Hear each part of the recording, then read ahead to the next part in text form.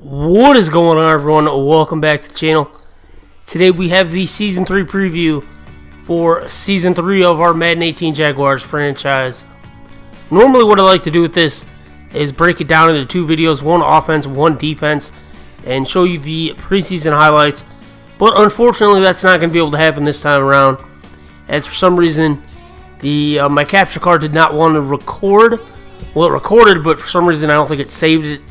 I can't find the footage anywhere, and of course I did not save it to a backup file, so I can't replay the games. So we're just going to do it this way. I'm going to go through the depth chart and just kind of go break it down that way, which, I mean, it'll basically do the same thing. If anything, it's more of a visual for what the depth chart looks like. So yeah, we'll just do it that way. I apologize. Hopefully it's not, too different. So start things off at quarterback. TJ Russo, reigning Rookie of the Year, obviously going to start. Ryan Smallwood won the backup role from undrafted rookie free agent Blake Esparza. And so nothing's really changed there at halfback. TJ Yeldon, which will be getting his start, which is probably like, Illinois, why is he even on the team? He didn't re-sign him. Well, Leonard Fournette went down with an injury, expected to miss 5 more weeks. So we signed TJ Yeldon. He was sitting in free agency. And then he'll be backed up by Chris Ivory and undrafted rookie free agent Allen Mills, big power back for us. I wasn't going to bring back Yeldon, but like I said, the injury to Fournette. We actually signed him before that, but I'm glad I did now. Because, and we got him on a 1-year deal, which would have been better which is better than if we would have re-signed him at the end of the season. So it worked out for us. Patrick Mondavi, the undrafted rookie fullback, I signed. Basically, my thinking with that was I just signed the best blocking fullback in free agency, and it was Mondavi. So on to receivers. Allen Robinson, of course.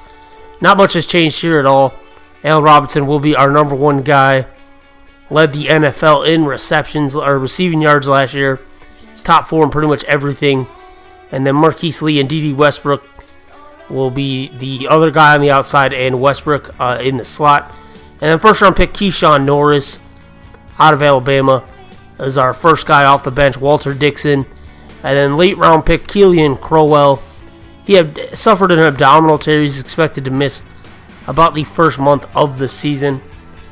So he'll be the 6th guy. A.J. Donnell we cut, if you remember, from the live stream, so he will not be back.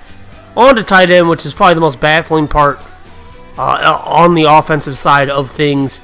Luke Wilson has regressed, as you can see. His speed is down, catching is way down. Route running's down. I don't know what happened to him, but Hocker just straight up beat him out in training camp and won the starting job. He is going to be our first backup. Kason Spicer, I don't think is quite ready for that role. We had him playing fullback last year, but I do want to transition him back to tight end this year. But I just want to ease him into it. So we got him 3rd on the depth chart. So Wilson still 2nd for now, but Hocker's just better in every category. And he was our 3rd round pick last year, intended to start, but Wilson kind of just completely took that over. A record-breaking season, you guys remember. So Hocker did get the start this year. He will be our week 1 tight end. I mean, we'll see what happens, but that's the plan moving forward. I actually put Wilson on the trade block. I don't know if we'll actually get anything for him. I put him on a few weeks ago, and we still have no offers. But sometimes it takes like till week 2 or 3 in the NFL regular season to actually get trade offers. So we'll see. We might explore that. But for now, Hocker's going to be starting for us. On to the offensive line. Cam Robinson. Not much has changed here either. Turner Drawbach, our mid-round pick. Well, we moved him from right tackle to left tackle. He'll be backing him up. LaMarcus Blake, probably our most NFL-ready draft pick. One is going to be starting at left guard right away. He already has better stats than Almame for the most part. So we figured give the rookie the guy experience, the playing time.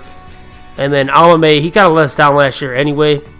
So he is relegated to the first offensive lineman off the bench. If someone were to go down on the O-line, we'll insert Almame at his position. And then at center, Brandon Linder is back, best offensive lineman on the team. And then Seth Snyder played very well for him when Linder was hurt, so he's back as a backup. And then Miles Woods finally going to get to start at right guard. He was our 7th round pick in the 2018 draft. John Greco retired, so Woods, that opens the door for him to start at right guard. And then Griffin Adai, one of our later round picks, will be backing him up to start the year. But like I said, Alan May most likely will be coming in if someone were to get injured. And then Brandon Fain at right tackle. He was our 4th overall pick last year in the draft. A lot of people thought he was a bust. I thought he played pretty well. So Fain will be starting at right tackle again. And then a late round pick, Edwin Willis, will be backing him up. So that's it for the offense. On to the defensive side of things. Yannick Ngakoue, he's back. The D-line is pretty much the same. Ngakoue will be starting. Shaheen Maben will be backing him up. As Rashawn Keith, who we drafted, he's on the practice squad. I'll get to that later in the video. I'll run through the practice squad as well. But yeah, so Ngakoue is going to be starting for us. Shaheen Maben had that great, played very well when Ngakoue got hurt, especially in the Super Bowl. And then on the right end, Calais Campbell, and then Dwayne Smoot. So nothing, like I said, nothing changed there. The only real changes on the D-line are at DT, but not in the starters. Malik Jackson, Avery Jones, they'll be starting again. And Sheldon Day, first guy off the bench. The two changes, I signed 2 undrafted rookie free agents, Rashad Henderson out of Stanford and B.J. Keenum out of Ohio State. 2 perfectly capable DTs if someone were to go down with an injury. So we went ahead and gave them the 4th and 5th slot on the team. And then over to linebacker, Miles Jack. There's only one change, and that's at middle linebacker, but Miles Jack will be the left outside linebacker. Late round pick Bradley Pollard out of Virginia Tech will be backing him up. And then Lindsey Henderson, as you remember, we traded Paul Posluszny in the offseason live stream to give Henderson a shot to start. He'll be starting at middle linebacker. And then Blair Brown is going to move from outside linebacker inside to back him up, as Brown played pretty well last year when Smith went down with an injury, and so did Henderson when Posluszny went down. So they're both going to get a shot here. Obviously, Henderson will be the starter, but if someone were to go down with an injury, Blair Brown will be the first guy off the bench. And then at right outside linebacker, Telvin Smith, the captain, of course, and late round pick Joey Cole. And then into the secondary, the corners, A.J. Boye, Jalen Ramsey, nothing's changed there. Aaron Colvin is the nickel guy again. He's getting better every year, it seems like. Brought back Wesley Farmer, undrafted rookie free agent from last year. More of a special teamers, but he's getting better in coverage, so got him as the 4th corner. And then Anton Fisher, an undrafted rookie free agent this year out of NIU. And then over at safety, Mike Mitchell. If you remember in the live stream, I was debating on signing him. Decided not to because I didn't want to invest like multiple years in a guy in his 30s. But we were pretty much left with R.J. Daniels and Gilbert Neal after missing on the one good free safety in the draft. So I went ahead in the preseason to fill out the roster and went ahead and signed Mike Mitchell. But if he doesn't play too well, I think I'll give R.J. Daniels a shot. I figure it can't hurt. It's a 1-year deal. If he's not bad, if he's bad, he won't play. If he does good, then I guess it's good for us because it only cost us like maybe $2. I think we signed him for $2 million, so ended up being a pretty good deal, a lot better of a deal than we would have got had we signed him during the offseason. And then on to a strong safety. Our one free agent signing, James Beneman, 2nd year undrafted rookie for whatever team he played for whatever reason, did not want to re-sign him. So he was in free agency as a 79 overall superstar development 24-year-old kid. Had to snatch him up. That led to the release of Barry Church, and then so he's our starter, and I think he has a lot of potential. He actually had a pick 6 in the first preseason game, and was very good in the run throughout stopping the run throughout the preseason. And then Gilbert Neal will be backing him up. And then at kicker and punter, it's the same, Myers and Norman.